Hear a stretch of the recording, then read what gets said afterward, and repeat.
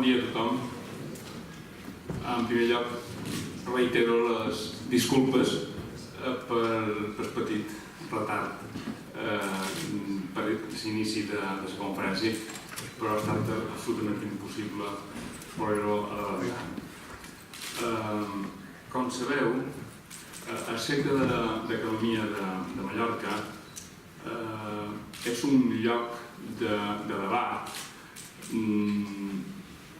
per debatre, per analitzar tot allò que preocupa o interessa a la societat en general i a la societat mallorquina en particular.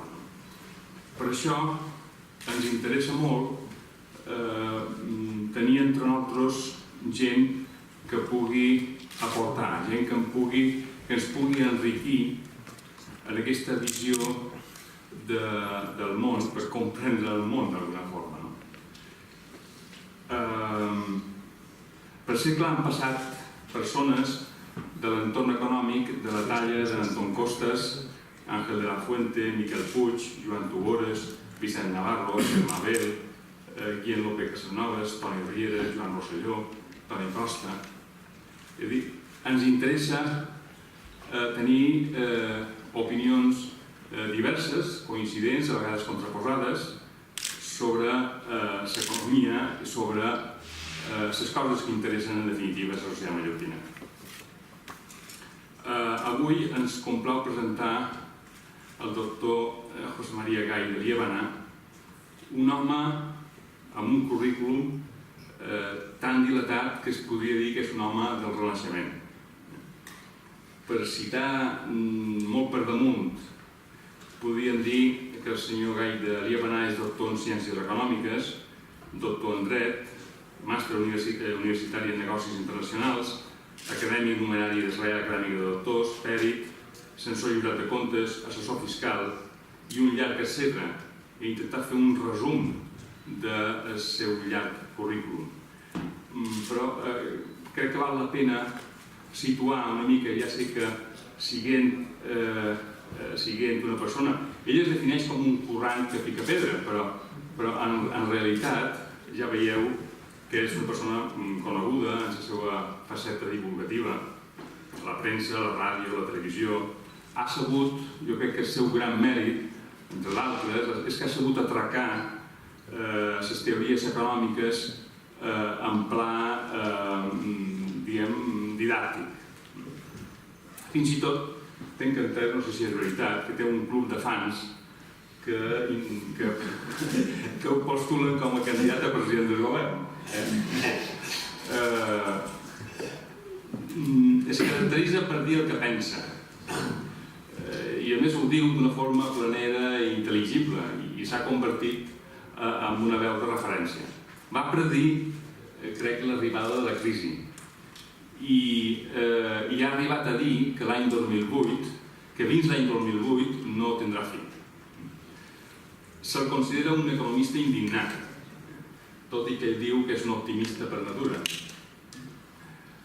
Diu que l'economia submergida és la que està salvant la fractura social, que és culpa directa dels governants corruptes que no donen exemple quan no paguen els impostos. No defensa el model de creixement basat en el sector serveis i el turisme barat, sinó que aposta per models d'I+D que portin valor afegit. Advoca per baixar els impostos i ens avisa que en el futur més immediat el model econòmic que en el segle estem estudiant hi haurà uns canvis importants que faran prescindibles molts llocs de treball o molts tipus de llocs de treball. Sobre el sistema de finançament autonòmic va opinar l'any 2015 que s'hauria de canviar el sistema tributari de tal forma que l'Estat visqui d'uns impostos propis, els municipis dels seus, les comunitats autònomes dels seus també, perquè es puguin autofinanciar i no campi qui pugui com és ara. Té un personatge, és una cosa que a mi m'ha fet gràcia, té un personatge, jo he estat treballant molts anys a Catalunya i m'agradava veure Polònia i Cracòvia i té un personatge que l'imita a Cracòvia. Hi ha gent que diu que al final els personatges de Polònia i Cracòvia són més reals que les persones que imiten. En la seva figura com a aficionat al club de futbol espanyol, em sap molt greu, perquè això vol dir que és la persona que li agrada patir. Però bé, dit això, doctor Liebenach, moltes gràcies per estar aquí i com que heu vengut a sentir-lo amb ell, té la paraula. Gracias, president. Gracias a todos ustedes. Yo en primer lugar quiero pedir disculpas por dos efectos.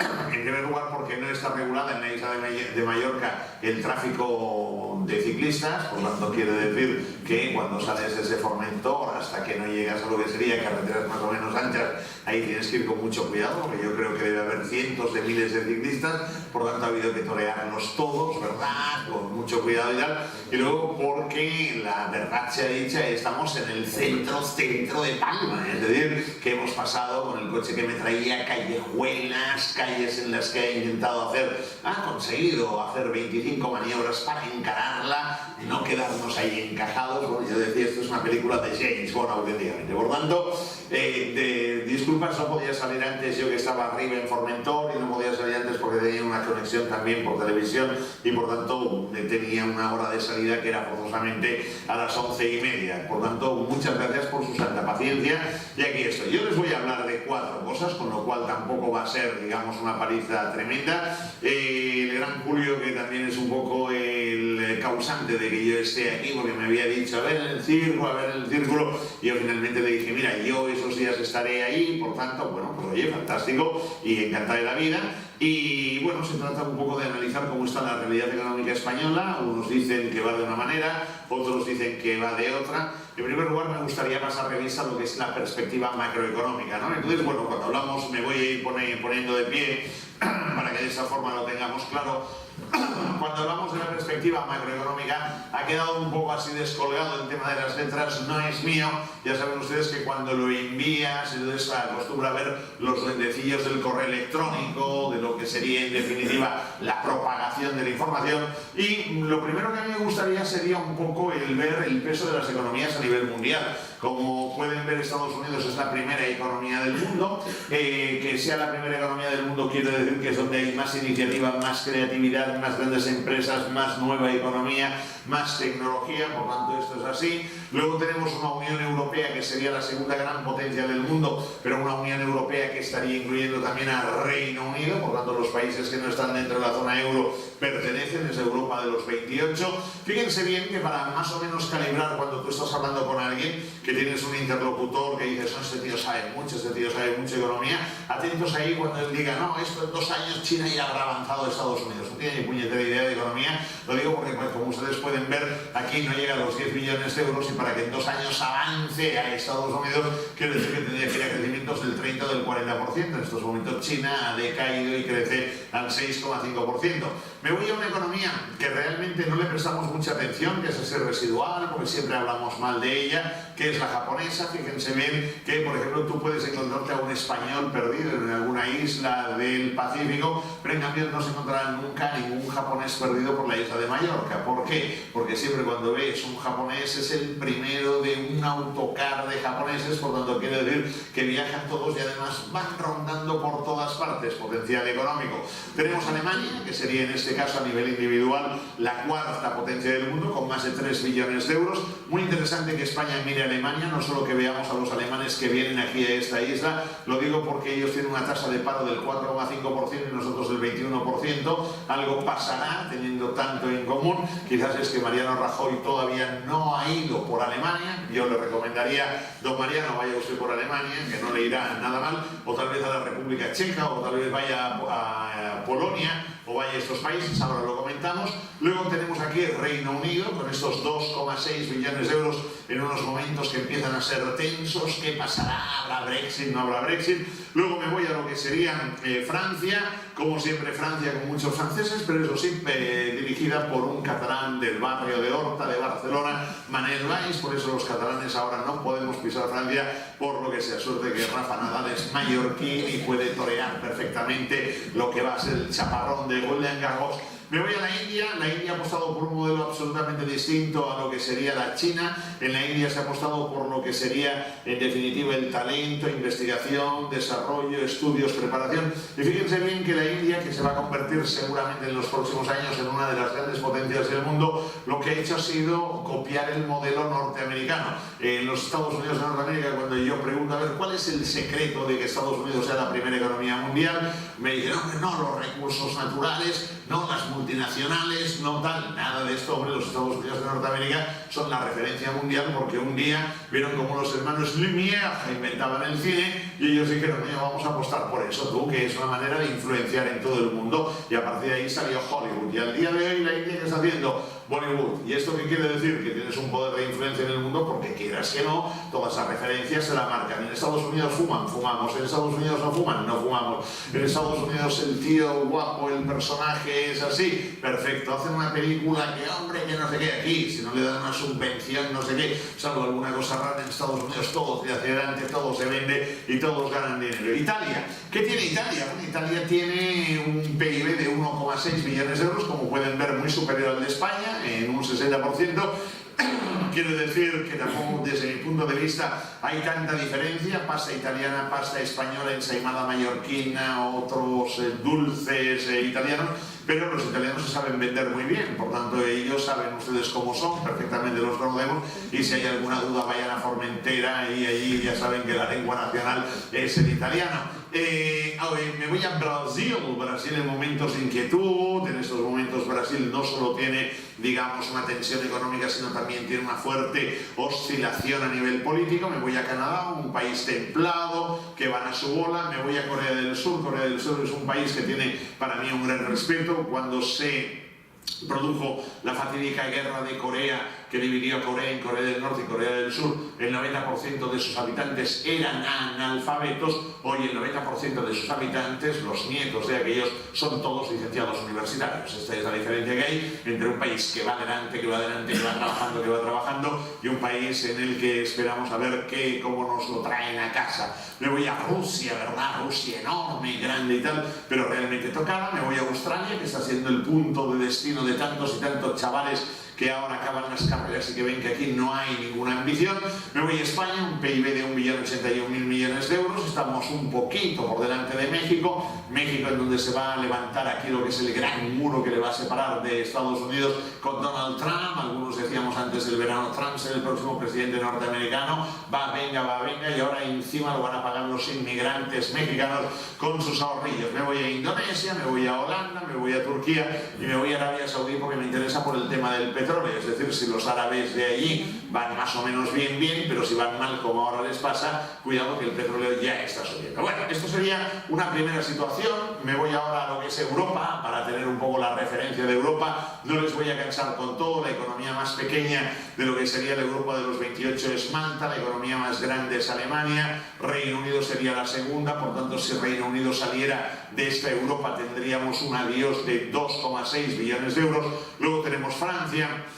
Y también, como pueden ver, hay una gran diferencia entre la quinta potencia, que es España, y luego lo que sería Holanda, Suecia, Polonia, Bélgica. Tal y como pueden apreciar, se compone la economía europea de pequeñas economías que serían, en definitiva, de cada uno de los países. Unas economías que estarían, pues para que nos situemos, por ejemplo, el PIB de Letonia sería como el de las Islas Baleares, en torno a los 24.000 millones de euros, y por ejemplo que hablamos mucho de Cataluña y de una Cataluña independiente, tendría un PIB como el de Finlandia. 205.000 millones no llegaría a lo que es la economía de Finlandia.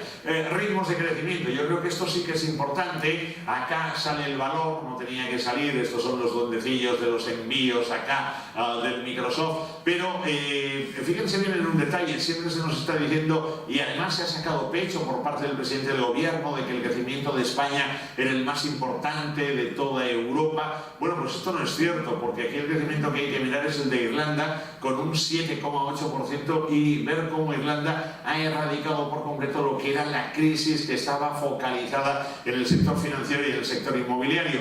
Y ven también cómo hay crecimientos como el de Luxemburgo, por ejemplo, el de Malta, que eso es un crecimiento muy turístico debido también a la inestabilidad del Mediterráneo, Suecia como también crece, y luego países como Eslovaquia, como Bulgaria, que van creciendo porque son economías emergentes dentro de lo que sería el contexto europeo. Dicho esto, ahora yo lo que querría sería que nos situáramos a nivel de mundo para ver realmente cómo están las cosas. Por un lado, el crecimiento de Estados Unidos, que es una referencia, 2,4 para el año 2016, son previsiones del pasado mes de abril del Fondo Monetario Internacional.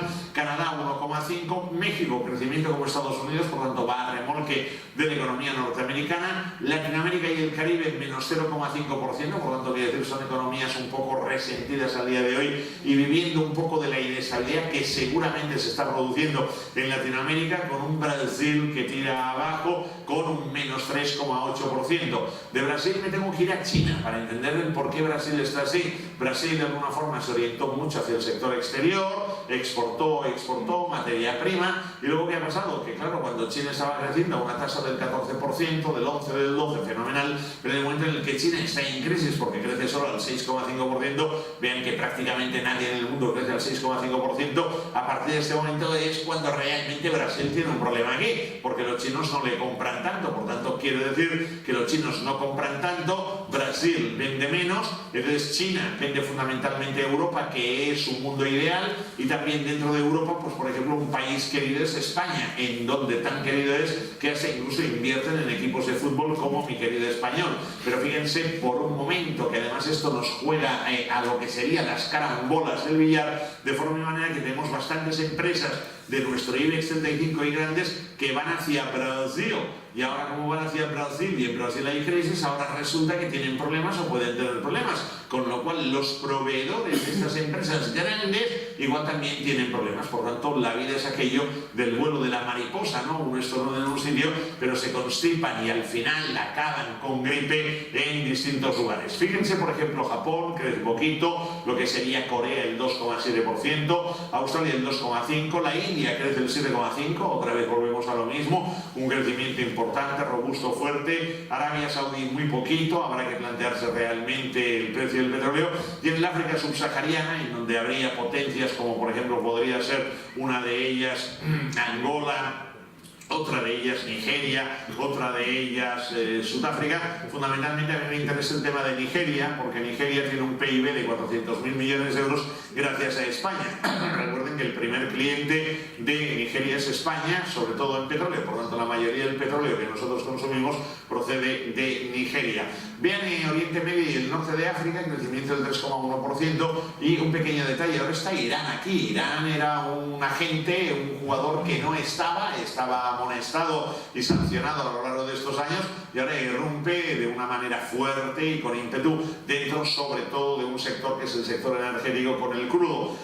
Las economías emergentes de Europa crecen al 3,5%, Rusia decrece en el 1,8%, Reino Unido crecería el 1,9%, y aquí tenemos la eurozona que se muere. Es decir, que hemos de ser muy conscientes de que Europa o realmente se pone las pilas o Europa se va a morir. Tenemos una Europa que está decadente a más no poder, una Europa que no tiene crecimiento, una Europa que mientras que la contemplamos aquí bien, pero que a los ojos del mundo es una Europa que no marca la referencia, y es ahora el momento de cambiarlo, porque dentro de 15 años Europa será el museo que todo el mundo visitará. Por lo tanto, a mí no me interesa estar disecado ahí en el museo mostrándome y exhibiéndome a lo que sean los visitantes, ¿no? Por tanto, primer aspecto. Aquí el otro aspecto sería un poco ver el crecimiento, la previsión de crecimiento de lo que son las economías europeas.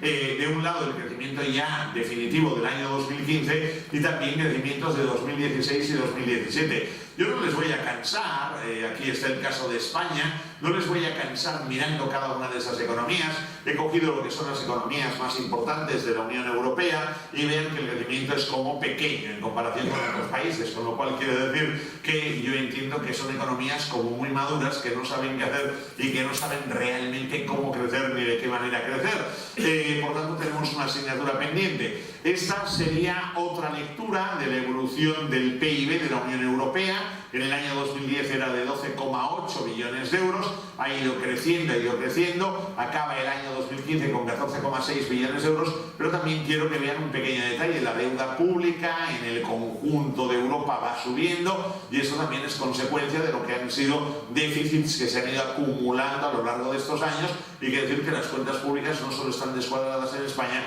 sino también en el resto de Europa. Voy a la parte de Europa que más me interesa, es la eurozona, una eurozona que realmente, como pueden ver, el crecimiento es muy tímido, de 9,5 billones de euros, 9,8, 9,9, 10,1, 10,4. Este ha sido el año importante, digamos, a nivel de impulso de la economía europea. Y luego ven que tenemos un problema de deuda pública tremendo, que es lo que obliga a que Mario Draghi vaya interviniendo, porque evidentemente con unas economías o unas finanzas públicas deficitarias y con ese crecimiento de la deuda, la prima de riesgo cotizaría en una situación, digamos, muy complicada para muchos países europeos. Por lo tanto, también a la vista de lo que sería este panorama, es cuando Mario Draghi al final ha tenido que poner en marcha las llamadas medidas no convencionales. Por lo tanto, decir, vamos ahí a darle en definitiva a la máquina. Yo creo que está mal dicho, porque el día de hoy dices esto y normalmente te esperan en la calle para cascarte, pero la solución de Mario Draghi es la de Franco, es decir, aquello de darle a la maquinita de imprimir billetes y tal, y ya está. Por tanto, va pasando los tiempos, somos más democráticos, la cultura y tal, pero al final las soluciones son siempre las mismas, o sea que no cambiamos. Bueno, aquí yo estoy para hablarles de lo malo de España. De lo bueno ya vendrá ahora Rajoy, que se le explicará durante estos días, cuando tenemos elecciones. No se preocupen, porque en el caso de que, bueno, en el caso no se preocupen, porque además de junio, en diciembre también tendrán oportunidad de votar, en junio volverán a votar, en diciembre volverán a votar, o sea que estén tranquilos, cada 6 meses habrá elecciones, hasta que el pueblo al final tome una determinación y diga: Meléndez, que venga Meléndez, que es aquel de la Guardia Civil, Meléndez, póngase aquí, que esto es realmente ya un batiburrillo, ¿no? Bueno, entonces, en definitiva, yo creo que tenemos 6 problemas en España. El primero de ellos sería el modelo económico y el patrón de crecimiento. El presidente decía algunas de las cosas que yo he comentado, que ahora yo me voy a explayar sobre ello. En segundo lugar, el nivel de paro. Vean que le he puesto las dos cosas en letra negra por una razón muy sencilla. Con este modelo económico nosotros tenemos una tasa de crecimiento del 21%. Si miramos a lo largo de estos años, no se ha reducido la tasa de paro. Por tanto, quiere decir que llevamos muchos años que nos dicen que todo va bien, y el 21% de la gente parada. Si realmente la gente estuviera parada de verdad, aquí habría una revolución, una revuelta, y como hay una economía sumergida, la gente de alguna forma va tirando con esto. Tenemos un problema de déficit público. No le damos mucha importancia, pero un Estado que se está gestionando tan mal como se está gestionando en España, con los unos, con los otros, con Pedro Solbes, con Elena Salgado, con este chico, con Montoro, etcétera, quiere decir que en definitiva va a ser un Estado devorador cara al sector privado. Primero se va a quedar todo lo que sea financiación de los bancos, como está ocurriendo, y en segundo lugar va a acribillar a impuestos a todo contribuyente, como está ocurriendo, y ahora lo veremos. Por lo tanto, mal. Y luego tenemos un problema de deuda pública. La deuda pública tiene ahora, digamos, un perjuicio para nosotros, pero al final a nuestros hijos les vamos a dejar una herencia que va a ser fatídica, con lo cual quiere decir que España en los próximos años va a estar muy hipotecada por culpa de lo que serían todos estos personajes que a día de hoy están cortando el bacalao. Por eso yo, evidentemente, y a la vista de los números que ustedes verán, en conciencia, un día, yo soy católico, apostólico romano, creyente, no soy lo suficientemente practicante, pero un día que hablé con Dios fue cuando Dios Dios me dijo, tú no puedes votar. Yo le dije, Señor, no votaré nunca más. Y desde entonces ya no he vuelto a votar porque mi conciencia cristiana me impide votar lo que sería aquí todo el sarao que nos están montando. La deuda pública es respetable, más o menos la hemos ido planteando, y finalmente ya me quedo con lo que sería el tema de las pensiones, con aquella ilusión, mira, jubilaré, mira que había y tal. Bueno, pues no le vamos a quitar la ilusión, no le digan nada de lo que yo voy a explicar, pero aquí veremos la realidad de las pensiones. Acá está un billete de 10 euros un poco roído, ya lo ven. Antes yo esto lo explicaba con billetes de 500 euros, pero si ahora pongo la fotografía de un billete de 500 euros, puede venir la policía en un momento determinado, me envían a la UDEF y me meten directamente en la cárcel. Hay un aspecto que yo querría destacar. Este es el PIB de las 4 grandes potencias de la Unión Económica y Monetaria. Aquí está Alemania, pues bueno, con algún que otro tropezón, pero ha ido subiendo su PIB, por lo tanto hay un crecimiento. Depende también Alemania mucho de cómo le va al mundo, depende mucho de lo que sería la economía china, las economías emergentes, fundamentalmente por lo que sería maquinaria, equipos industriales, grandes inversiones en equipamiento que se hacen. Tenemos Francia, una Francia que vean que le cuesta arrancar con el PIB, además ahora va a notar también lo que serían los efectos, digamos, del terrorismo. Fíjense bien que ahí veía un acontecimiento que podía cambiar un poco lo que era la tendencia de la economía gana, ese acontecimiento a partir del mes que viene, que tenemos la Eurocopa, y sin embargo ahora parece ser que habrá problemas para que la gente vaya debido al exceso de medidas de seguridad. Luego tenemos a Italia, una economía que realmente no acaba de avanzar, pero que en cualquier caso, tal y como pueden observar, representa el 60% por encima de lo que sería la economía española. Y una economía española que lo pueden mirar como quieran, yo lo miro con todo el cariño del mundo, me siento muy español, soy catalán pero me siento muy español, y la verdad sea dicha que cuando me dicen que vamos bien, que estamos en la plataforma de lanzamiento y tal, la verdad sea dicha que esto para ignorantes seguramente debe ser un mensaje que puede colar, que puede en definitiva, pero estamos ahora exactamente igual donde estábamos en el año 2010, con lo cual quiere decir que tenemos una economía que no evoluciona, pero que es que además no da muestras de poder evolucionar. Hemos tenido a José Luis Rodríguez Zapatero, hoy está en Caracas para ver si arregla todo aquel entuerto. Fíjense bien que crecíamos, en el año 2007, como el presidente recordaba, algunos advertíamos, ojo lo que puede pasar, y les decíamos crisis, decían no, sacaron la palabra crisis del diccionario de la Real Academia Española de la Lengua, a partir de ahí crisis, bueno, no, una recesión, un constipado económico, tal, se hundía la economía española, no pasa nada, saldremos adelante, coño, esto se hunde, luego estamos en el 0%, luego a partir de aquí en el 2011 seguíamos mal, apostamos por el modelo Rajoy, menos impuestos, más empleo, al final veremos qué es lo que ha ocurrido, a partir de aquí hay una recuperación económica y ahora estamos en recuperación, pero ahora tenemos una duda aquí tremenda sobre lo que sería quién va a guiar los destinos de la economía española en los próximos años, que no lo sabemos y no nos atrevemos realmente a hacer quinielas. Bueno, la economía española desde el año 2002, cuando estaba José Mari, hasta el año 2015 ha evolucionado de esta manera en lo que sería el PIB a precios de mercado, y tal y como pueden ver, en estos momentos estamos con este 1.081.000 millones de euros, y como podemos apreciar, en 2010 estábamos prácticamente igual que ahora, pero vemos cómo el momento álgido de la economía española se produjo precisamente justo cuando entrábamos en la crisis, con 1.116.000 millones de euros, y lo que también es cierto es que habíamos evolucionado de una manera positiva, sea con el tocho, la construcción, lo que quieran, pero en cualquier caso habíamos evolucionado muy bien y ahora estamos en 1.081.000 millones de euros.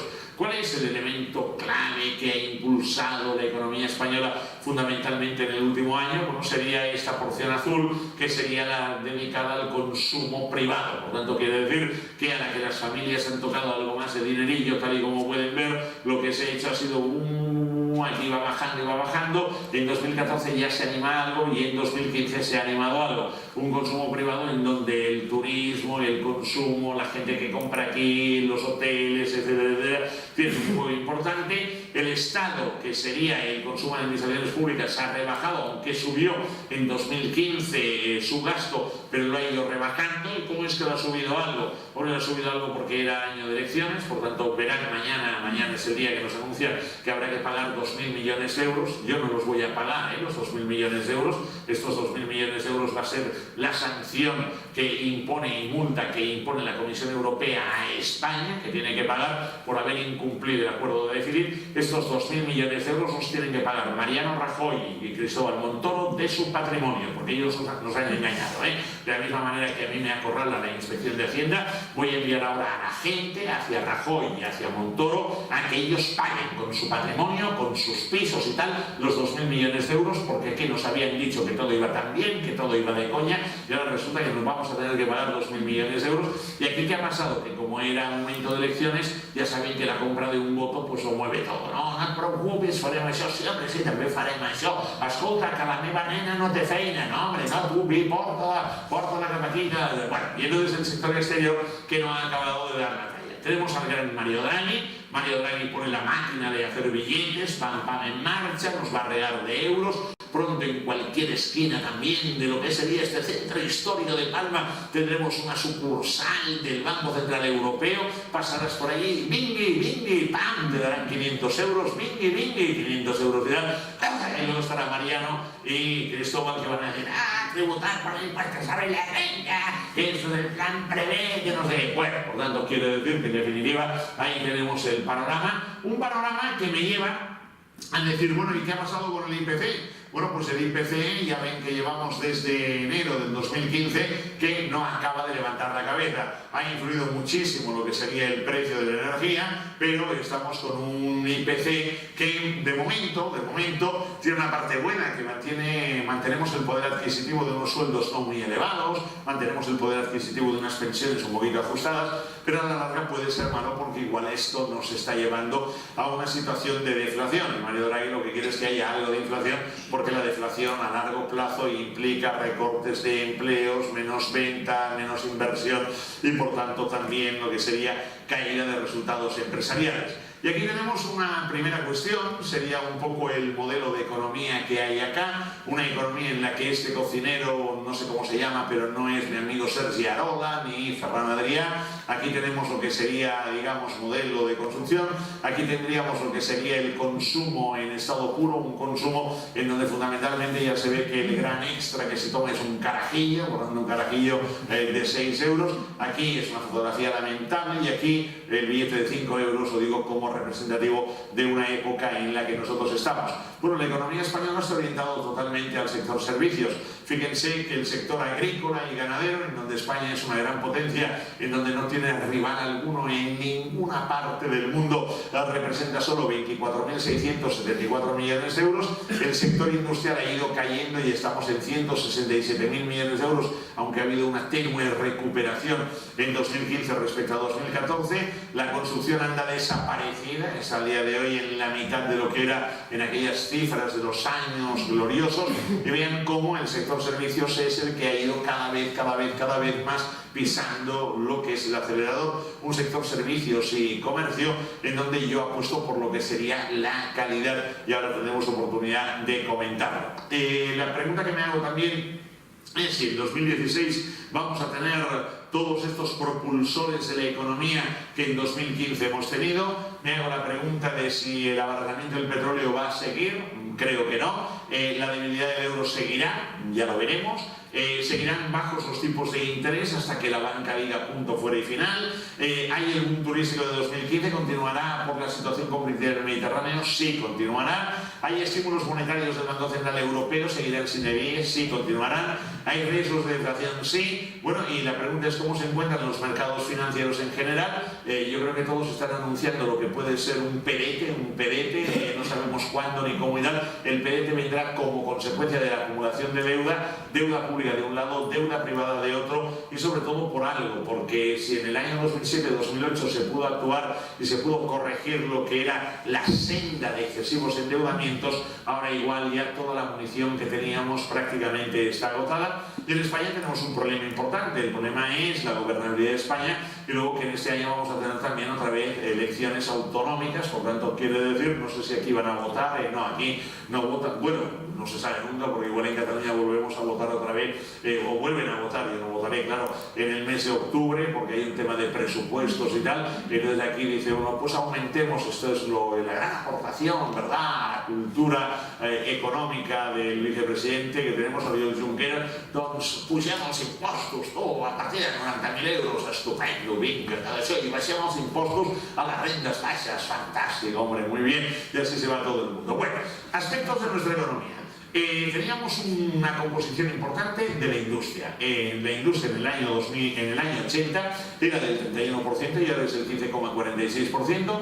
Cuando yo pregunto por qué no tenemos industria, es cierto que nos hemos desindustrializado, pero me pregunto algunos ítems, ¿no? En primer lugar, ¿cuál es el país del mundo que tiene los impuestos más elevados? España. ¿Cuál es la comunidad autónoma? Vamos a hablar por país, por aquello de que no haya, digamos, ninguna susceptibilidad. País, entendiendo también comunidades autónomas. ¿Cuál es el país del mundo que tiene los impuestos más altos? Cataluña. Cataluña es el que tiene los impuestos más altos y más que los tendrá. ¿Cuál es el país del mundo que tiene la energía más cara? España. ¿Cuál es el país del mundo que tiene las cotizaciones sociales más elevadas? España. ¿Cuál es el país de Europa que tiene los costes financieros más elevados? España.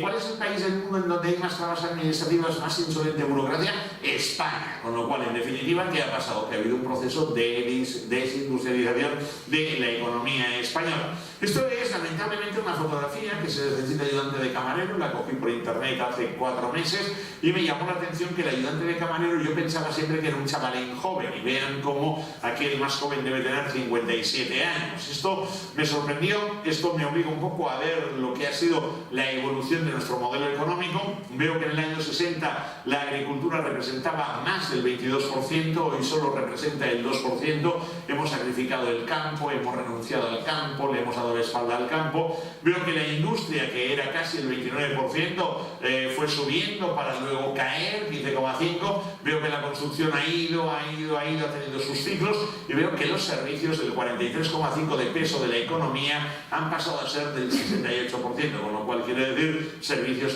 pero que no son los servicios de Cupertino, como por ejemplo es, ahí está la sede de Apple. Y aquí lo que tenemos es cómo ha ido la empleabilidad, es decir, en función de sectores hemos tenido lo que serían unas proporciones de empleo. Pueden observar cómo la agricultura del 40,5%, cuando yo era pequeño y corría por los campos de la querida Cataluña, ha pasado a ser del 4%. Antes veías gente trabajando en los campos, ahora ves máquinas que están paradas en los campos o trabajando. La industria del 23,5% al 14%, realmente nefasto. La construcción del 6,7% ha subido, pero hemos bajado al 6%, y los servicios del 29,2% al 76%. Ahora cualquier chaval que quiere estudiar, pero que en segundo curso no acaba de dar la talla, el papá le monta una tienda, le monta un bar y ya está, hace un menú económico, y al final resulta que al cabo de 8 meses ya ha cerrado también el menú y lo económico, ¿de acuerdo?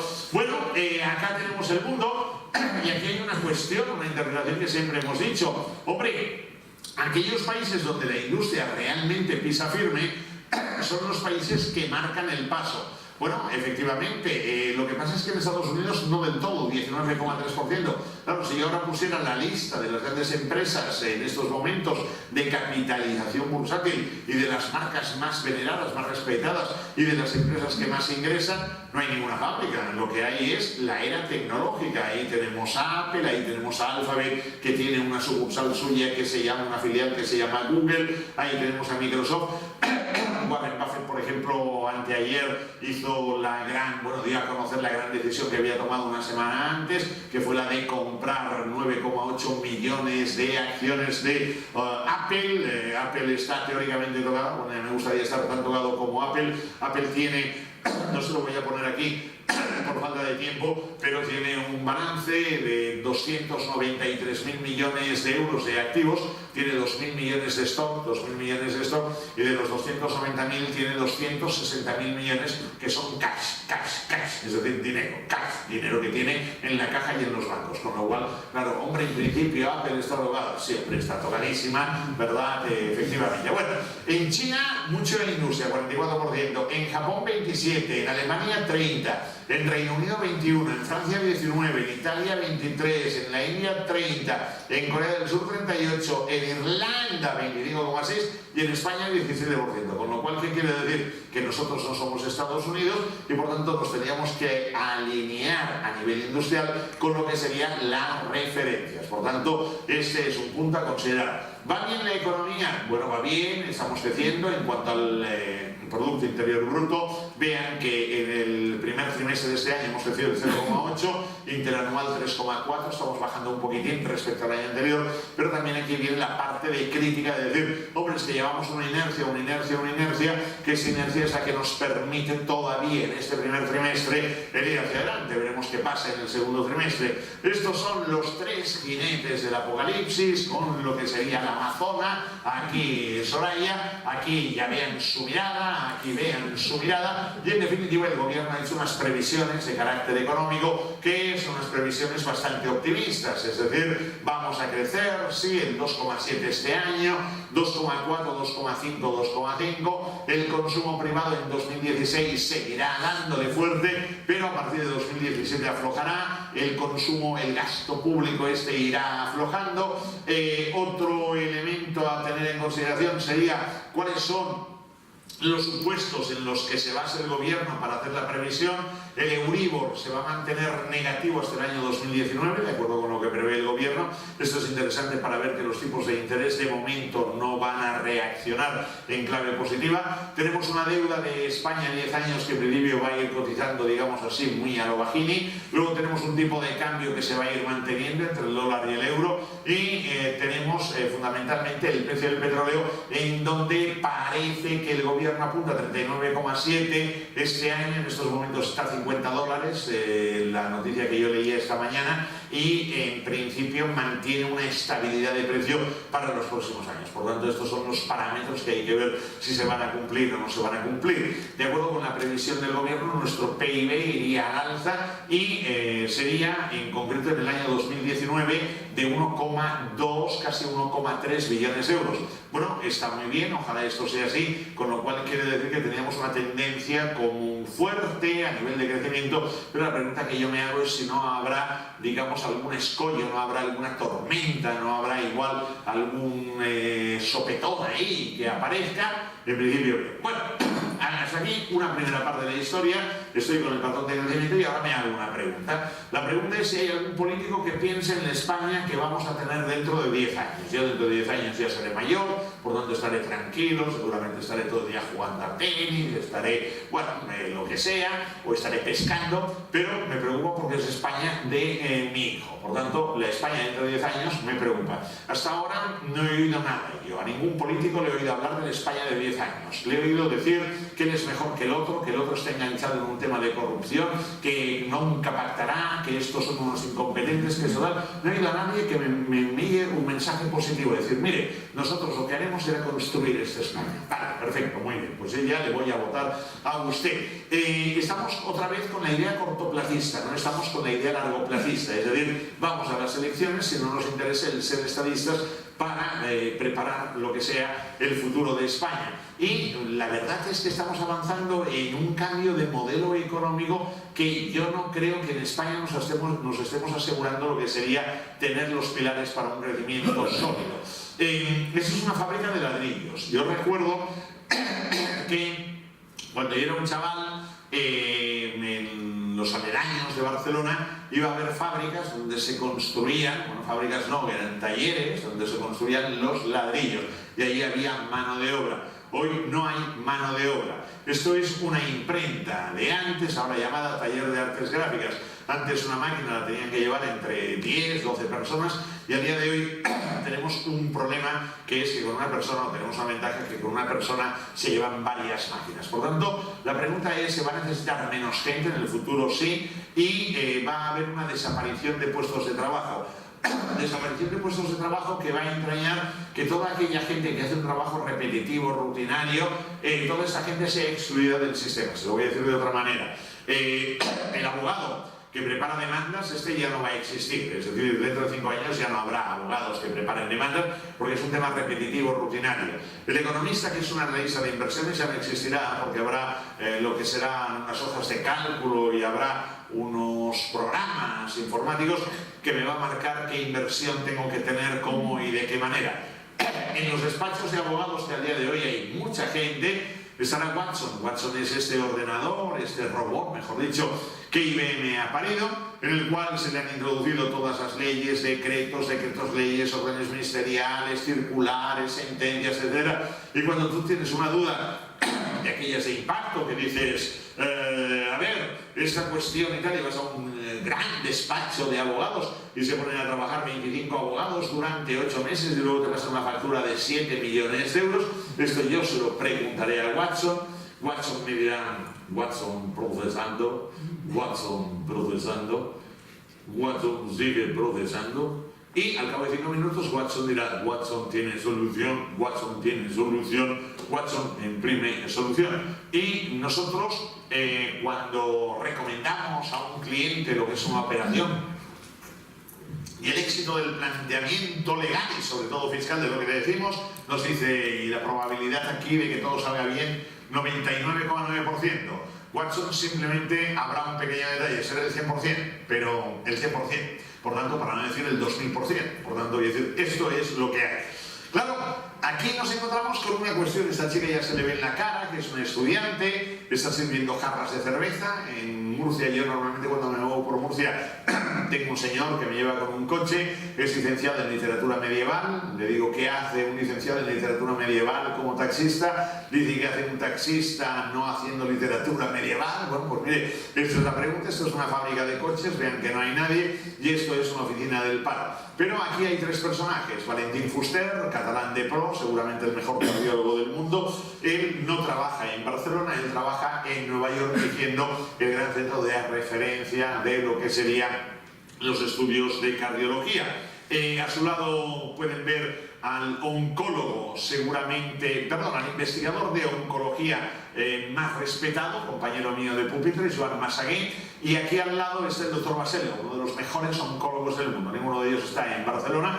Lo que sí les puedo asegurar es que tanto él como él se han llevado a entre 40, 50, 60 personajes que hemos formado en las universidades de Barcelona y que están trabajando en Nueva York. La única pregunta es, ¿había un interés especial en que no trabajaran en Barcelona o es que no había recursos? No, es que no hay recursos. Bueno, muy bien, pero los recursos se tienen que dotar y sobre todo los resultados llegan a largo plazo. Eso quiere decir que en Manhattan viven 60, 50, 40, viven aproximadamente unos casi 200 españoles, todos ellos con estudios superiores, con un buen sueldo, tranquilamente, y que están haciendo las Américas gracias a lo que serían estos personajes que sirven de referencia y además de líderes a nivel mundial. Los podríamos tener aquí y evidentemente aquí no los tenemos. Con lo cual quiere decir que nos hemos de preocupar un poco del tema de I+D, pero yo ya no les voy a decir ahora que se trate de investigar y de desarrollar, sino también de innovar, pero sobre todo de copiar. Si a mí me dijeran, tú eres ministro de Economía y lo que tienes que hacer es prácticamente en un año tienes que poner en marcha una serie de mecanismos que impulsen la economía, yo lo que haría sería decir, no, solo quiero 24 horas, y en 24 horas ficharía a 30 chinos, 30 japoneses, 30 coreanos, y les diría, hoy es martes, el lunes por la mañana España necesita tener 200 productos nuevos e innovadores en el mundo, y ellos ¿qué harían? Copiar, y los tendríamos, y luego al final viene la copia, y de la copia viene la perfección, y recuerden que los japoneses empezaron copiando y vean ahora la perfección de sus estándares, primer punto. Pero segundo punto muy importante, tenemos un problema a nivel de educación, un problema en donde los planes de estudios de las universidades y de las carreras nos están haciendo unos personajes que están encerrados en una covacha, hundidos en unos sótanos del ministerio, que no tienen ningún contacto con la realidad, que no saben cómo es el mundo real, y hay abundamiento, que no dan clase, que no se manchan de tiza cada día, como a mí me ocurre. ¿Qué significa esto? Pues evidentemente que son planes de estudios en donde están totalmente aislados de la realidad del mundo. Y ¿Tú qué tienes que hacer? Tienes que saber las empresas, la vida real que necesidades tiene para poder encajar lo que sería el uno con el otro. Esto es lo que han hecho en Irlanda, esto es lo que tendríamos que hacer aquí, hablar con los empresarios, preguntarles, decir, oye, ¿qué necesitamos y tal? Y esto aumentaría la empleabilidad. Y también tendríamos que saber impulsar a las pequeñas y medianas empresas.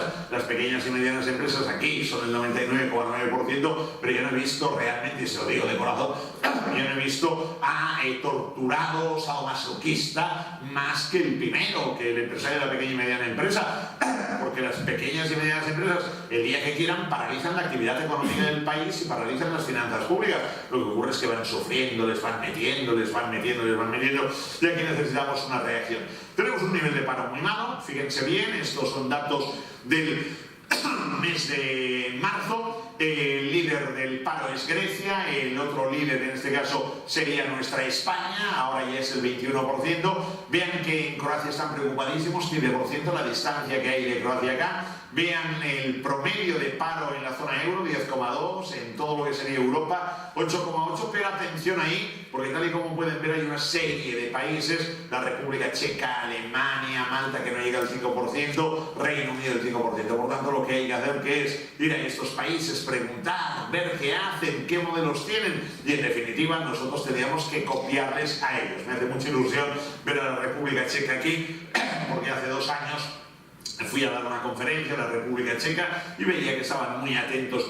A partir de ese momento, la región de Praga es la que tiene menos paro de toda Europa y la República Checa es la que tiene menos paro de toda Europa, por lo cual quiere decir, mira, al menos te escuchan, tal. Ahora me voy a Polonia, con lo cual quiere decir que vean Polonia que tiene el 6,8%, atentos que una vez yo esté en Polonia, esto será en la semana que viene, pues a partir de septiembre verán que Polonia está por aquí, ¿de acuerdo? Por tanto, ¿y vas a Madrid? Sí, voy a Madrid, ¿qué haces? Me voy al cine Callao, ¿de acuerdo? Por tanto, lo digo para que todos estemos bien y ya está. Bueno, solo hay una cuestión, yo sé que este gráfico es el gráfico, digamos, de la tortura y ustedes deben decir, este tío nos está castigando de miedo. No, no les voy a castigar mucho. En toda la zona euro hay 16 millones de parados y en España hay 4,7. Por tanto, quiere decir que tranquilamente somos el 25% de todos los parados de la zona euro. Pero a nivel de toda Europa hay 21 millones de parados, tenemos 4,7, por tanto somos el 22% de los parados de toda Europa. Solo para que ustedes lo tengan como referencia, no les quiero martirizar, vean que aquí está Estados Unidos de Norteamérica,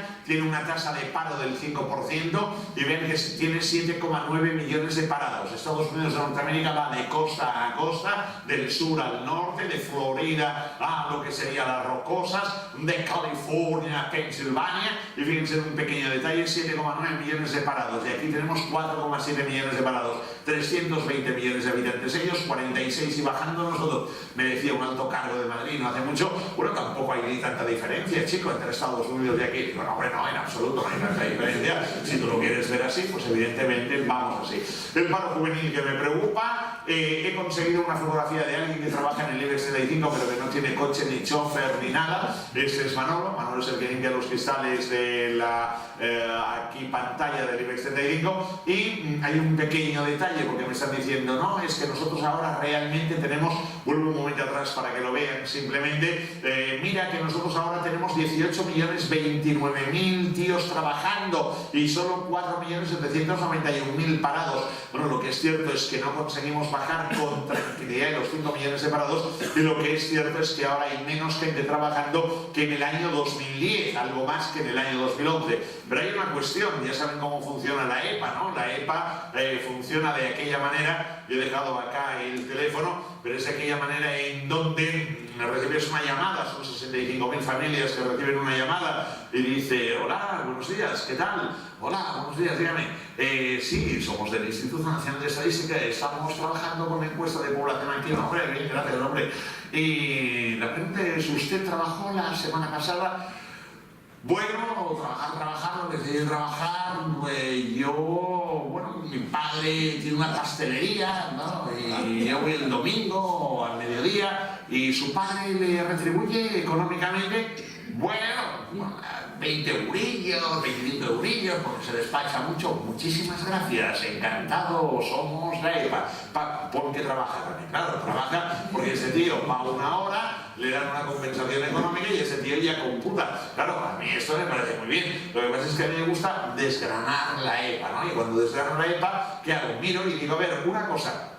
Si yo ahora tomo el empleo equivalente a tiempo completo por miles de puestos de trabajo, ¿cuántos hay en 2015? Hombre, hay 16.852.000 tíos trabajando a tiempo completo.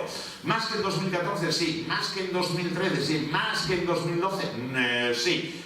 ¿Más que en 2011? No, que eran 17.647.000. Y si voy mirando veo que a día de hoy, en 2015, no tenemos más gente trabajando en lo que sería tiempo completo que los que teníamos antes. Esto me lo ratifica también las horas trabajadas, en donde, como pueden ver, esto se mide en millones de horas trabajadas, de 31.273 millones de horas en 2015, y vean cómo en 2009, 2010, incluso 2011 teníamos más millones de horas trabajadas. Por lo tanto, quiere decir que el tema del empleo no acaba de funcionar como tendría que ir. Y aquí tenemos lo que sería la EPA del último trimestre, que es el primer trimestre de este año 2016, en donde vemos en blanco lo que sería Euskadi, lo que sería Navarra y lo que sería La Rioja.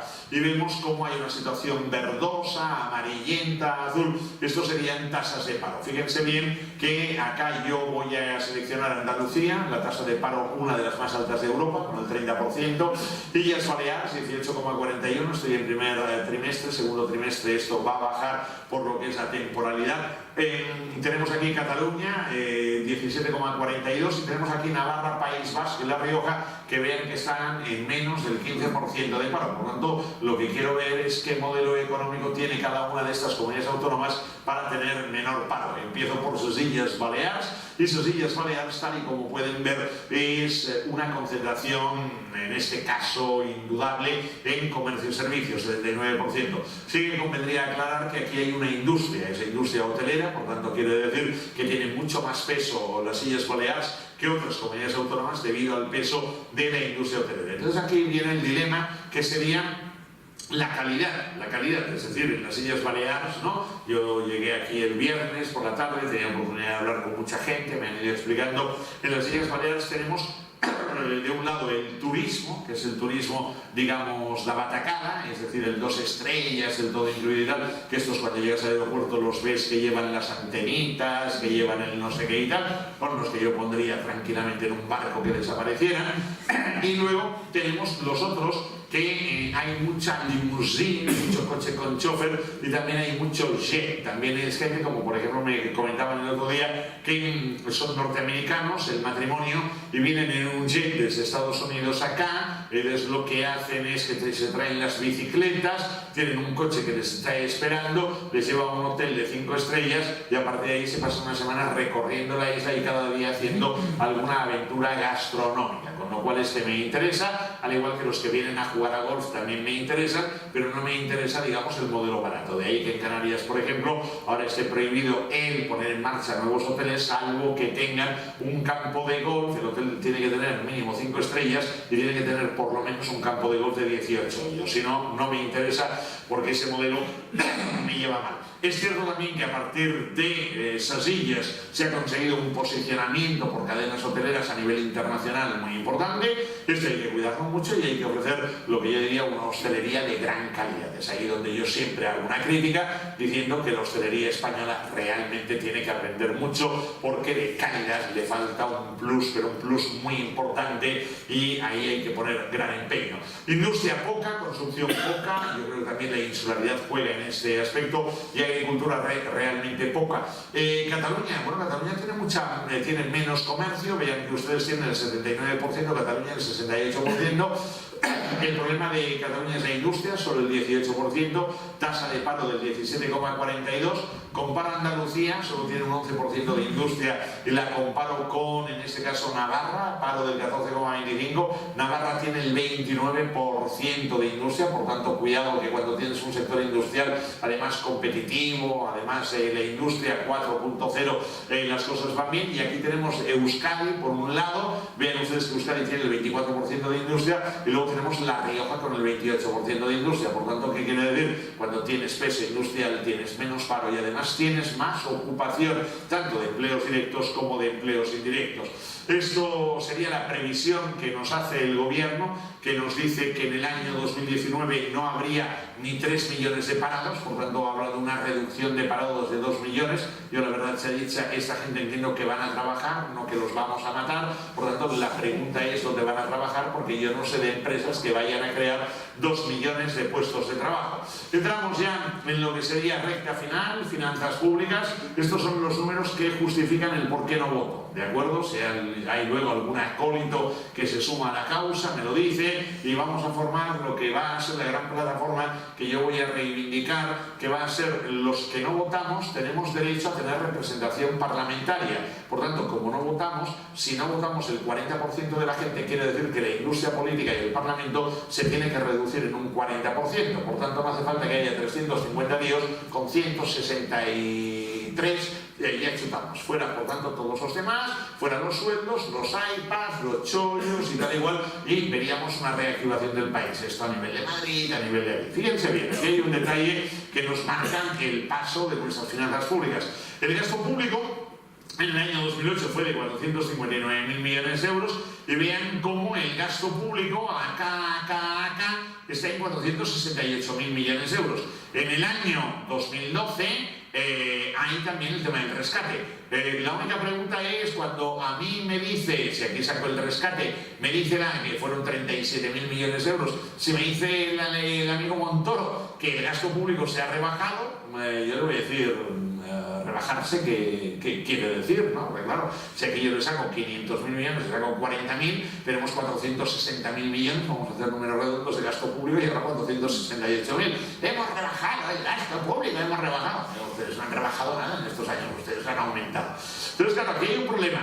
Mientras que íbamos bien, que había ingresos, íbamos bien, pero ahora ven cómo los ingresos se han ido contrayendo. Entonces, claro, ahora en definitiva a la gente se le ha apretado mucho. Y además no le puedes apretar, porque imagino que algún día la gente empezará a saltar. Y esto nos ha generado un problema de déficit, que vean que el déficit acumulado desde 2008 hasta 2015 es de 668.000 millones de euros. Es decir, estoy hablando de lo que sería el 67% del PIB. Esto es inaguantable, quiere decir que el país va totalmente a la deriva y está sumergiéndose en una zona de caos. Estos son las comunidades autónomas pidiendo dinerito. Yo creo que es muy fácil, darle a cada comunidad autónoma que ingrese lo que ingrese y que gaste de acuerdo con lo que hay, y ya está. Por tanto, no hace falta que nos compliquemos la vida, que haya impuestos autonómicos, que haya impuestos estatales, que haya impuestos municipales, y se acabó este reparto, y que cada cual pues aporte para lo que sería el régimen central o la administración central una parte. Y esto es una fotografía que yo vi por internet, la primera que había, donde aquí se puede ver lo que se le llama baba. Baba es, digamos, estas segregaciones que tiene en la boca.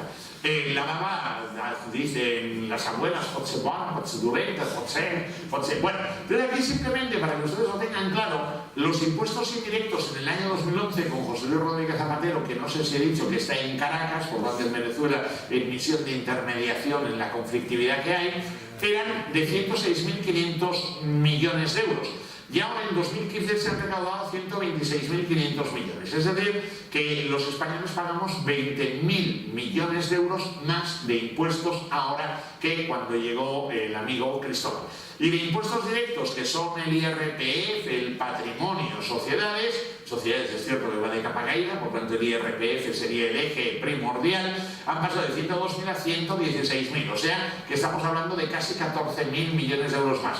Pero en cambio, como no hay tanta gente trabajando, las cotizaciones sociales se han trabajado de 138.000 a 132.000, es decir, en 5.500 millones. obligaciones. Con lo cual, ¿qué quiere decir? Quiero decir que hemos aumentado la tributación efectiva de los currantes que hay aquí en 34.000 millones de euros y un pequeño detalle. En el año 2011 los currantes teníamos unos salarios de 530.000 millones de euros y en el año 2015 de 510.000. Solo que nos hemos recuperado algo con respecto a 2014. Porque quiere decir que en el periodo 2011-2014 cobramos 40.000 millones de euros menos y pagamos 37.000 millones de euros más de impuestos. Por tanto, estamos viviendo lo que sería el empobrecimiento de las clases medias.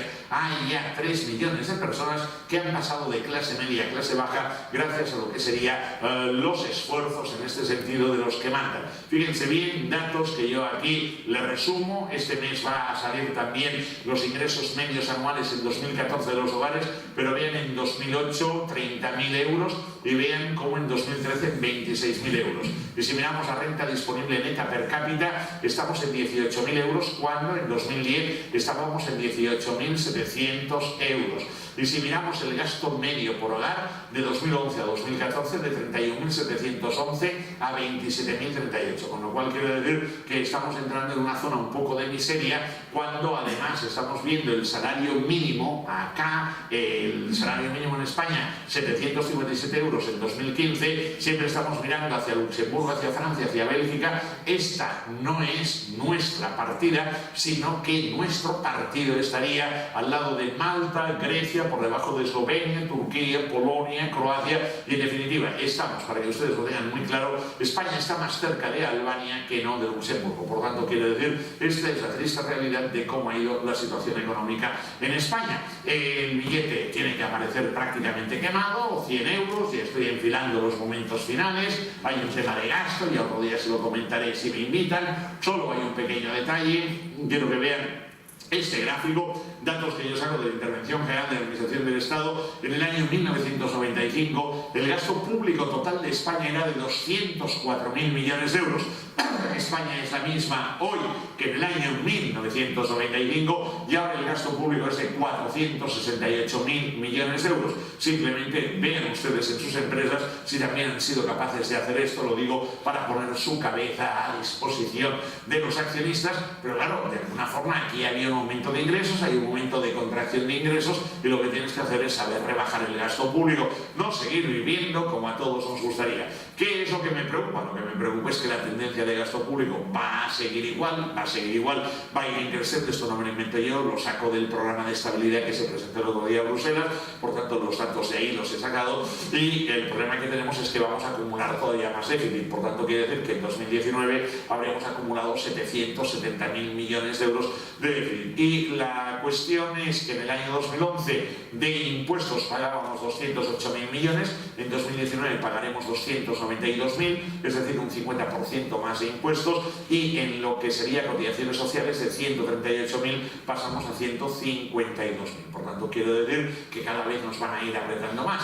Todo esto tiene evidentemente una lectura que sería aquello de dime con quién te casas y te diré quién eres. Si tú te casas, como es mi caso, con una mujer que tiene mucho dinero, puedo tener déficit, me va llamando al orden y tal, pero yo no tengo ningún problema porque no sé cómo se escribe deuda, si va con H intercalada, si va con acento, grave, agudo.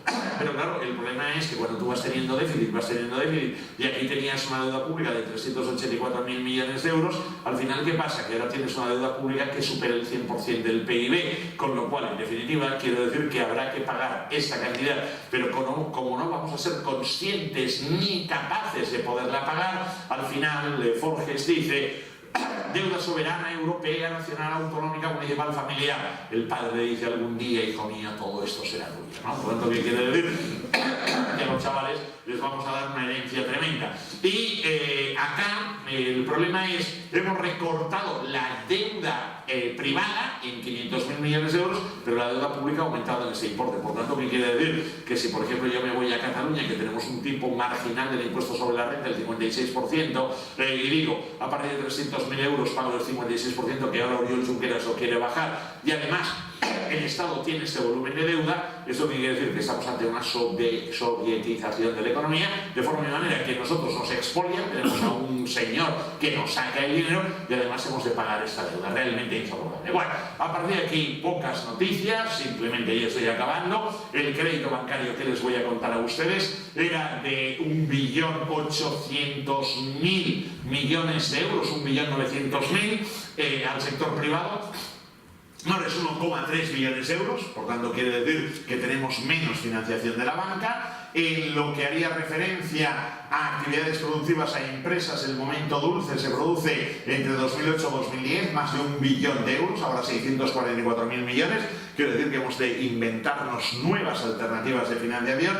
En el sector de la industria, de 152.000 a 110.000 millones. Y acá las cuentas de resultados de la banca, de una manera no les voy a cansar mucho, pero simplemente para que lo tengan en cuenta. Otra vez hemos de reactivar lo que sería que los bancos cobren intereses por una razón de 142.000 millones de euros ingresados en 2008, hemos bajado a 43.000, con lo cual hay que decir que la banca, coño, se tiene que dedicar a hacer de banca, por lo tanto no puede vender un seguro, un transistor, un televisor, etc.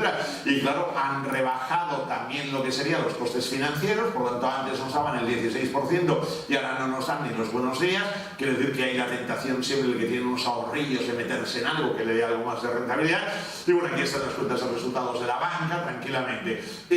Cuando pasa todo esto, cuando las cuentas no salen bien, etcétera, ¿qué le pasa a un país? Bueno, a un país le pasa que empiezan a parir leyes, es decir, como hay una incompetencia absoluta por parte de los gobernantes, de los parlamentarios, de los representantes del pueblo, lo único que saben hacer que es parir leyes, ¿no? Yo lo dejé de contar en el año 2013, que era por el 2012, pero había en España 119.987 leyes vigentes. Eso quiere decir que teníamos 120.000 leyes vigentes. Este es un país, evidentemente, en donde predomina un embutido. Lo digo porque piensen que detrás de cada ley siempre hay un amigo o una amiga. Por tanto, muchas veces te decía, ¿esta ley qué hace? Nadie lo entiende. Acaba sancionando, es decir, siempre la ley es vomitiva para el pueblo. Y fíjense bien que a nivel de comunidades autónomas estamos hablando de 82.447 leyes. Ustedes están tranquilos porque son las 10.000 leyes, las que te dicen, escolta, aquí así yo, Entonces ustedes están todavía en menos de 4.000, por tanto no se preocupen. Cuando lleguen a las 10.000 será el momento que, escolta, esta sobirania, cada vez y tal, igual. Bueno, Menorca ya está un poco así. Yo cuando voy por Menorca voy bastante. Mi mujer es de origen menorquín y siempre que voy allí les voy diciendo aquí hay que independizarse, sí, tal cual. Y ahora ya me empiezan a escuchar, escolta, Ronendas independencia, de sí, fuera de esto, porque ahí no hay vuelos, no hay nada, es un desastre, está olvidada del mundo. Mallorca es distinto, porque en Mallorca hay poder, pero bueno, vean ustedes aquí Andalucía, cuidado, Andalucía, y vean que Madrid también va subiendo, con lo cual ya lo que será el colmo de los colmos será el día que Madrid pida la independencia también, o sea que esto será. Pero bueno, esto es ingobernable, hay 37.540 leyes a nivel estatal, y fíjense bien, aquel amigo mío que tiene un caballo en Jerez, que lo quería llevar desde Jerez hasta Lampurdá, y entonces claro, tenía que pasar por Murcia, Castilla-La Mancha, Comunidad Valenciana, Aragón. Mi amigo es inteligente, decía, no hace falta que vaya para esas illas, ¿no? Yo le dije, no hace falta tal. Bueno, como en cada una de esas comunidades autónomas hay una normativa equina, el problema de mi amigo, ¿cuál fue? Pues el problema de mi amigo fue que al final se compró un caballo en Texas, alquiló un jet, se lo trajo y lo tiene en Lampurdá, porque realmente no podía. Y aquí tenemos lo que sería realmente una barrera para el impulso de España, que es toda esta normativa autonómica que no nos lleva a ningún lado. Lo decía Tácito, que cuanto más corrompida está una nación, más leyes hay. Gary Becker, premio Nobel de Economía, también lo decía, que grandes gobiernos con mucho poder para repartir prebendas, esto es en definitiva la corrupción. Los estados mejor organizados son los que dictan pocas leyes pero de rigurosa observancia, y alguien dijo que las leyes son como el papel moneda, cuantas más hay, pues evidentemente menos valor tienen. El Padre Nuestro en versión inglesa tiene 56 palabras y los 10 mandamientos 297 palabras. La Declaración de Independencia norteamericana tiene 300 palabras y las normas de exportación de los huevos de pato de la Comunidad Económica Europea tienen exactamente 27.000 palabras. Lo digo más que nada para que ustedes se den cuenta de realmente cuál es el nivel de intensidad legislativa al que hemos llegado. Por cierto, que en la Unión Europea se dieron cuenta que realmente los huevos no los ponen los patos, sino las patas, y tuvieron que corregirlo y enmendar la ley. Me voy con el tema de la ilusión, me voy con lo que serían las pensiones. Este es Paco. Paco, 95 años, vuelve a fumar. Su mujer le ha dicho, el médico recuerda lo que te digo. Y Paco dice, ya lo sé, que dentro de 15 años empezaré a estar cascado. Y le dice su mujer, dentro de 15 años, Paco, te va a cuidar tu tía, la de Cuenca, porque yo no te voy a cuidar. Paco piensa que tendrá 110 años, está ilusionado, y aquí aparté algunos, porque el más jovencito tiene 87, y en definitiva pensé un poco en lo que era el cuadro demográfico de España. Ahora somos 46 millones y medio, bueno, ya algo menos, y en el año 2064 seremos 40,8 millones. Por lo tanto, quiere decir que por el camino se habrán quedado 5,6 millones. Bien, la parte de aquí, de 0 a 4 años, de 5 a 9, de 10 a 14, de 15 a 19, cómo vamos bajando. Y es que aquí los españoles tenemos un problema, que trabajamos poco. Por tanto, si se trabaja poco, la consecuencia es que no hay frutos de lo que sería esa productividad. Vean cómo de 25 a 29 y hasta 74 años la cosa va. Vean que aquí ya en los 70-74 se empieza a disparar, pero atención porque de más de 100 años, y lo digo porque recuerden que Menorca era hasta no a mucho la zona de España que tenía más personas centenarias, de 13.551 pasaremos a 372.775, es decir, que en el año 2064 seremos 372.775 centenarios. Pero yo, que soy centenario, tranquilamente y tal, pero fíjense bien, los chavalines jóvenes habrá de 95 a 99 1.130.000, de 90 a 94 casi 2 millones, de 85 a 89 2,7, de 80 a 84 2,7, de 75 a 79 2,4. ¿Esto qué quiere decir? Que hay un envejecimiento de la población.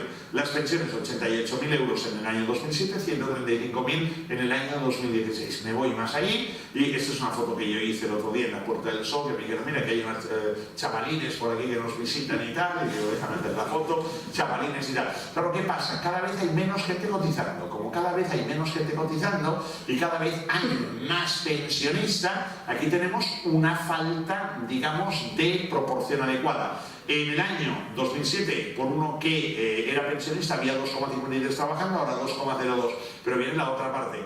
¿Cuánto cotiza un chaval ahora, un trabajador ahora? ¿Y cuánto cobra de pensión un pensionista ahora? Miren, la pensión media de jubilación en el año 2005 era de 688 euros, estamos en 1.037 euros. Y bueno, aquí tranquilos. Acabo ya con lo que sería el Canto a la Esperanza. Vean cómo la Seguridad Social cerró 2012, 2013, 2014 y 2015 con déficit, 10.000, 11.000, casi 14.000, vamos a poner 11.000 por año y así ya lo equilibramos. Y entonces acá hay un pequeño detalle. El pequeño detalle es que estos son jubilados de Canarias, ya se ve, leyendo la provincia, tan tranquilos están. Y mientras tanto, acá está el Fondo de Reserva de las Pensiones, que es en definitiva la hucha que nos tiene que asegurar el que todos cobremos las pensiones.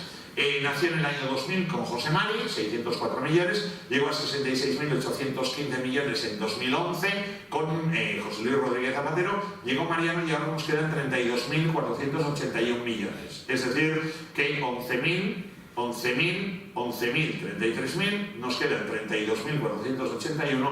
En octubre del 2018 más o menos habrá la sorpresa. Como yo ya lo sé, yo estoy tranquilo, como yo ya sé que el Español este año tenía un equipito tan amalamel, yo no he sufrido nada, lo más mínimo, aunque eso sí, he hecho un poco, he intentado que se escuchara mi voz, y al final a ver si para el año que viene. Les quiero dar las gracias, yo les espero en Cornellà el Prat, vendré a Son Moix, encantado de venir a Son Moix, quiero un Mallorca en primera división, y colorín colorado se ha acabado lo que ha sido este cuento, que ha sido el cuento de la economía española. Presidente, a tus órdenes, pues. Moltes gràcies.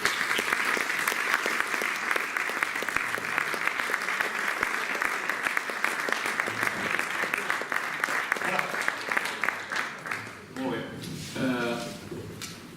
Per la teva alegria, aquí a Mallorca, això que demanes de l'apropament de la universitat a les empreses ja s'ha donat. Som la comunitat autònoma amb més fracàs escolar de tot Espanya. Som un 20 i quasi un 30%. Fracàs escolar és que abandonen els estudis. Malament perquè busquen la pela fàcil als nanos. És a dir, ja ho hem fet. O sigui, l'apropament aquest de l'empresa col·locant perquè no estudi, i llavors tenim la major infraqualificació de llocs de treball de tota Espanya. És a dir, allà és la comunitat autònoma que els llocs de treball estan ocupats per gent no qualificada per ser això. Bé, jo aporto un altre comentari addicional, és la mateixa situació que Canàries.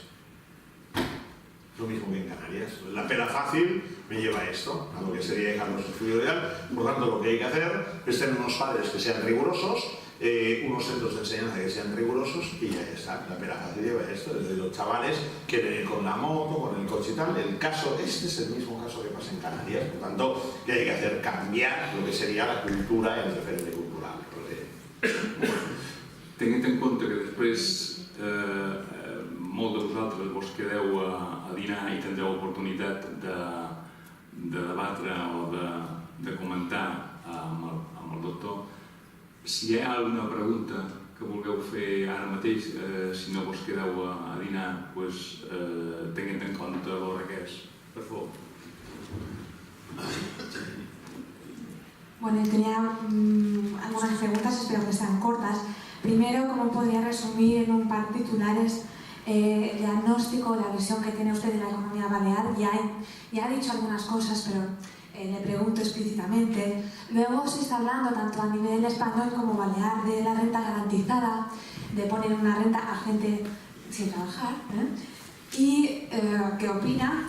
Y luego le he visto un poco pesimista. No sé si puede aportar algunas soluciones. Sí. A ver, la primera pregunta era, lo digo por la acústica, que no era perfecta. ¿Era? Titulares sobre la economía. ¿Algún titular sobre la situación económica? De Baleares. No, la de Baleares. Yo en principio soy optimista sobre la situación económica de Baleares. Mire, le voy a dar un titular que ustedes no lo han dicho y yo lo he dicho, y además lo he dicho esta mañana y lo digo siempre que puedo. En Baleares hay un problema, que Mallorca va a su bola, que Menorca va a la suya y que Ibiza y Formentera va a la suya. Pero si ustedes hicieran ahí un patriotismo balear impresionante, tendrían que presumir, y yo lo he dicho por toda España, de que el PIB de Baleares es el único que no ha descendido en todos estos años de crisis, con lo cual quiero decir que han aguantado estoicamente en los momentos difíciles, y esto ha sido gracias al modelo que tienen. Seguramente hay que mejorarlo, de ahí el tema de la cualificación, de ahí el tema de la preparación de las empresas, de ahí un tema que a la larga le puede pasar factura, que es al sector hotelero. Es decir, el sector hotelero, si se va nutriendo de gente no debidamente cualificada, al final perderá, vendrá una cadena internacional, verá realmente cuáles son las pifias. Por tanto hay que estar como muy cualificado, y yo creo que Baleares ha tomado partido por lo que es un rumbo ahora de mayor calidad, es decir, de mayor calidad. Yo se lo voy a decir de otra manera, y en este caso barro también para casa, que sería para Menorca, ¿no? En donde tengo también mi casita allí y mi querida mujer. Pero hay un tema clave, que es el tema para mí fundamental, reservado el derecho de admisión en las islas, se lo digo tal cual. O sea, el día de hoy reservado el derecho de admisión. Cuando tú ves lo que es esta Mallorca fenomenal, que no hay otro punto en el mundo que sea igualable o comparable, salvo Menorca, digo, aquí que venga todo el mundo. Aquí tiene que haber, no una tasa, no, aquí reservado el derecho de admisión. Este es un primer punto. Segundo punto, la renta básica. A ver, yo creo que todo el mundo ha de tener unos mínimos que estén prácticamente ya cubiertos. De hecho, al día de hoy prácticamente yo diría que se está produciendo, pero lo que no buscaría sería el crear una sociedad parasitaria. Es decir, el problema de Europa, no hablo de España, es que en los últimos años hemos dado muchos derechos, y ahí es el crecimiento económico. Y por tanto, esta Europa, que ha procurado tanto por el estado del bienestar, puede entrar en una disyuntiva que no pueda sostener, que no pueda financiar, que no pueda sufragar ese estado del bienestar, y vamos a ir mal. Y la tercera era, perdón, el tema de... Soluciones. Soluciones. Bueno, muy fácil, hombre. Soluciones para hombre, coño, que se compromete el gobierno a alguien que haya trabajado. Es muy fácil esto. Claro. póngame de ministro de Hacienda un tío que haya trabajado, de presidente del gobierno a un empresario, de ministro de Industria a alguien que haya trabajado, y ya está. Esto se acaba pronto, como en los Estados Unidos de Norteamérica. En los Estados Unidos de Norteamérica hay un señor que se vota y este señor dice, secretario de Estado de tal cosa, el presidente de Ford, secretario está el vicepresidente de tal. Ya está. Aquí cuando ves el currículum, y dices, ¿este qué hace? El otro qué hace. En su puñetera vida han trabajado en el mundo real. Por tanto, alguien que sepa lo que es no poder pagar las nóminas a fin de mes, y entendería entonces lo que es la presión fiscal, los impuestos, la seguridad social. Mientras que tengamos a gente que no tiene esta experiencia en el mundo real, vamos. Sí, me perdonáis un momento, que me deis sin falta. Nada. Tengo media hora y vuelvo a estar aquí.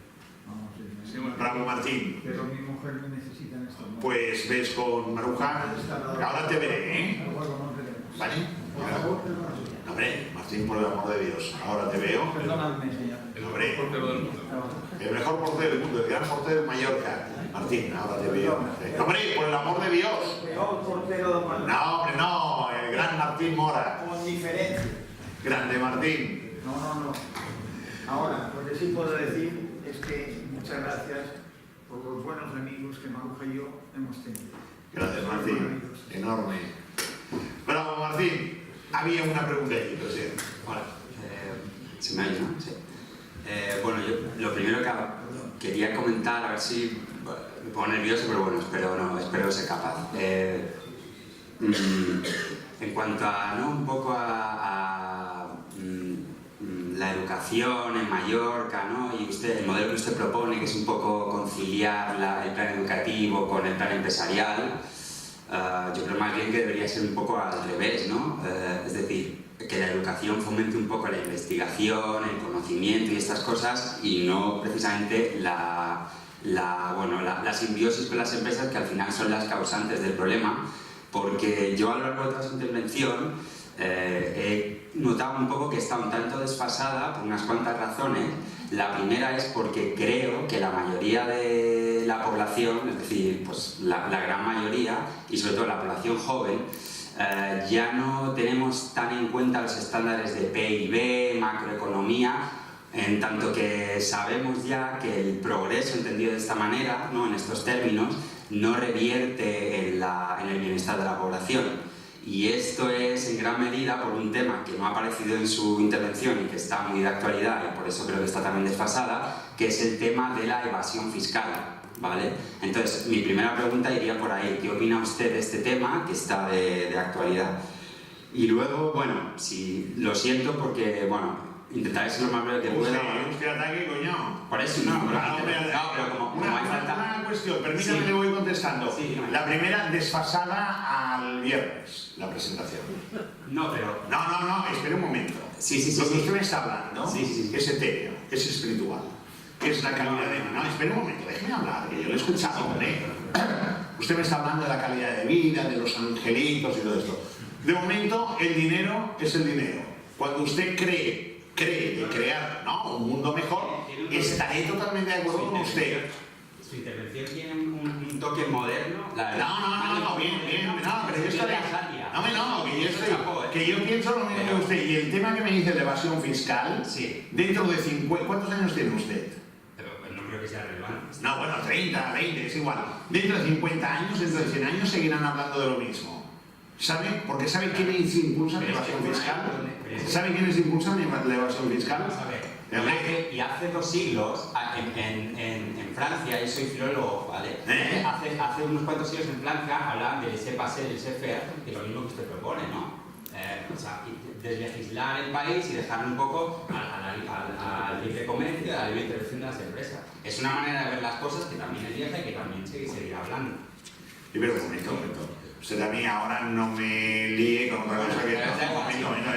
A ver, la evasión fiscal es que no se pagan impuestos. Claro. Y yo le digo que dentro de 100 años, no sé cuántos años tiene usted, yo tengo 63. Claro. Dentro de 100 años, cuando yo tenga 163 años, las multinacionales seguirán sin pagar impuestos, porque el mundo está dominado por unos seres que son los que están arriba de todo, que se reparten los gobiernos y hacen pagar en definitiva todo el coste a lo que somos los ciudadanos. Hombre. Claro, pero ahí es donde va mi punto de vista. Es que la cuestión, usted creo que apunta mal un poco al cuál es el problema principal, digamos. El problema principal no son los gobernantes, que yo chapó porque tampoco me cae nada bien, la verdad. Pero el problema principal son las empresas que están detrás de esos gobernantes. Es decir, que el problema principal no es que haya demasiadas leyes. El problema principal es que estas leyes se utilizan en beneficio de esta gente. Entonces, lo que Hemos hablado de leyes aquí en España. A nivel europeo hay muchísimas leyes más. Pues claro, y todos sabemos que esas leyes legislan a favor de quien legisla.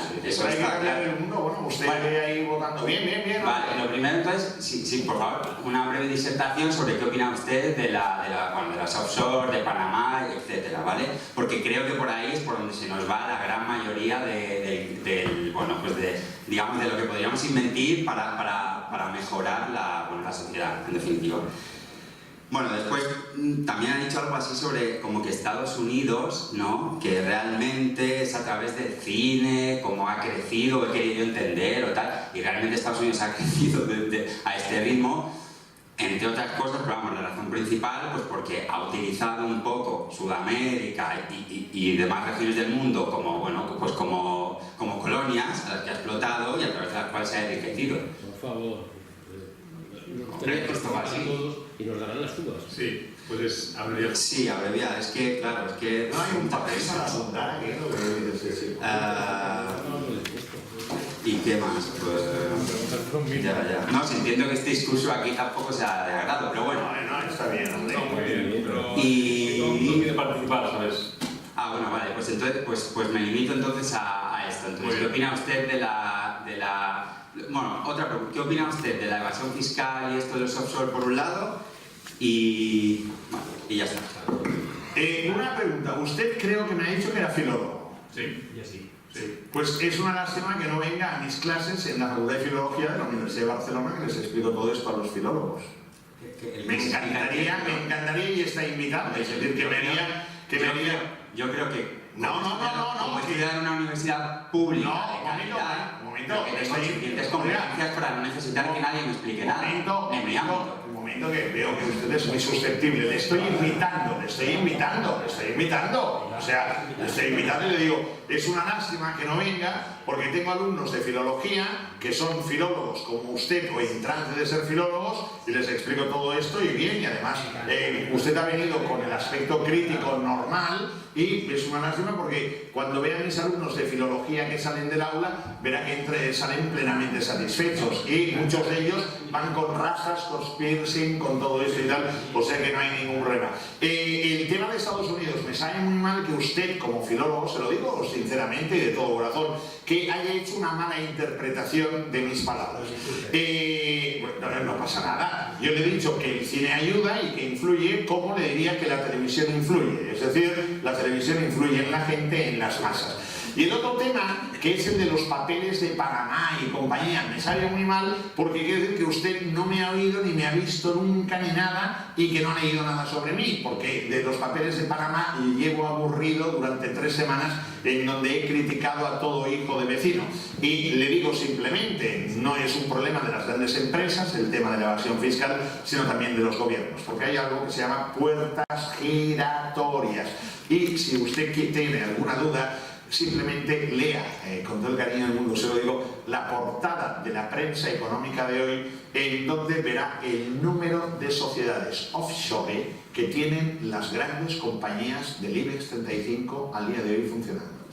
Entonces ahí no arreglaremos el mundo, pero se lo digo de todo corazón, vaya siempre con el ánimo positivo, constructivo de sumar y el mundo será suyo. Yo le invito a filología, no hace falta que me diga si es universidad pública tal, porque también vengo a veces aquí a la Facultad de Economía a dar clases aquí, entonces yo le invito, o sea, que sea mi invitado y que esté conmigo arriba y entonces ahí disfrutamos de economía y verán los filólogos con los piercings, con las rastas, con todos los tatuajes y tal, y verá qué manera tenemos ahí de esto. O sea, siempre hay que ir con aspecto positivo. Yo soy del español y seguramente por eso soy así, Muy bien. ¿Alguna intervención más? Si no, lo dejamos aquí para continuar en la comida. Muchas gracias. Bravo.